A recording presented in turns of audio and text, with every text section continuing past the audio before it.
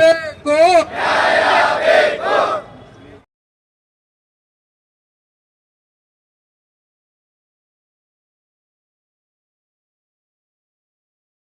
ಕಲಬುರಗಿ ನಗರಾಭಿವೃದ್ಧಿ ಪ್ರಾಧಿಕಾರದ ಕಚೇರಿಯಲ್ಲಿ ನಿನ್ನೆ ಪ್ರಾಧಿಕಾರದ ಆಯುಕ್ತರಿಗೆ ಮತ್ತು ಲೋಕೋಪಯೋಗಿ ಇಲಾಖೆಯ ಸೂಪ್ರೆಂಟ್ ಇಂಜಿನಿಯರ್ ಅವರ ಮೇಲೆ ಕಪ್ಪು ಮಸಿ ಬಳಸುವುದರ ಮೂಲಕ ಅವರ ಮೇಲೆ ಹಲ್ಲೆಯನ್ನು ಮಾಡಲಿಕ್ಕೆ ಮುಂದಾಗಿರ್ತಕ್ಕಂಥ ಅವಮಾನೀಯ ಪ್ರಕರಣಕ್ಕೆ ನಾವು ಇವತ್ತು ರಾಜ್ಯ ಸರ್ಕಾರಿ ನೌಕರ ಸಂಘ ಇವತ್ತು ತೀವ್ರವಾಗಿ ಖಂಡಿಸ್ತೇವೆ. ಇವತ್ತು ಕಲಬುರಗಿ ಜಿಲ್ಲೆಯಲ್ಲಿ ಅನೇಕ ಅಧಿಕಾರಿಗಳ ಮೇಲೆ ನೌಕರರ ಮೇಲೆ ತೊಂದರೆಗಳನ್ನು ದೌರ್ಜನ್ಯಗಳು ಇವತ್ತು ಮುಂದುವರಿತಾ ಇವೆ. ಇವತ್ತು ನಾವು ಮಾನಸಿಕವಾಗಿ ಹಿಂಸೆ ಅನುಭವಿಸ್ತಕ್ಕಂಥ ಕೆಲಸ ಇವತ್ತು ಜಿಲ್ಲೆಯಲ್ಲಿ ಮುಂದುವರಿತಾ ಇದೆ.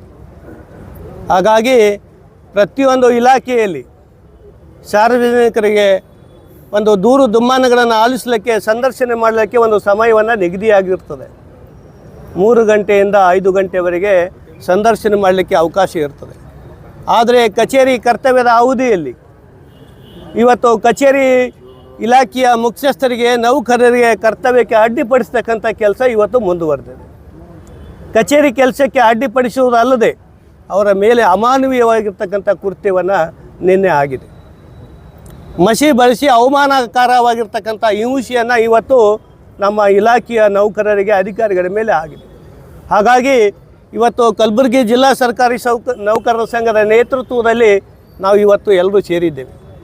ಇವತ್ತು ಸನ್ಮಾನ್ಯ ನಮ್ಮ ಜಿಲ್ಲಾಧಿಕಾರಿಗಳಿಗೆ ಈ ಹಿಂಸೆಯನ್ನು, ಈ ದೌರ್ಜನ್ಯಕ್ಕೆ ಆಗಿರ್ತಕ್ಕಂಥ ಖಂಡನೆಯ ಪತ್ರವನ್ನು, ಮನವಿಯನ್ನು ಇವತ್ತು ನಾವು ಜಿಲ್ಲಾಧಿಕಾರಿಗಳ ಮೂಲಕ ಸಲ್ಲಿಸಲಿಕ್ಕೆ ತೀರ್ಮಾನಿಸಿದ್ದೇವೆ.